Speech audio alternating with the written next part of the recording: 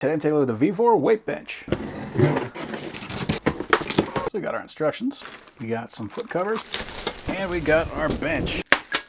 So we got a pin right here, we got a thumb bolt right here, and then we got a spring pin.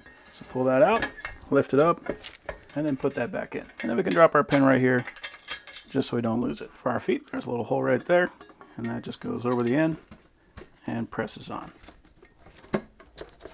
I don't know that you actually need this thumb bolt. It's just like an extra security, but if you want this to be quicker, you can just use the spring pin to hold it in place. I'm going to throw that in anyway, just to give it a little bit more security.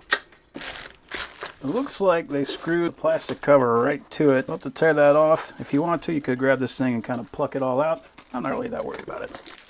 But there we go. That is our bench.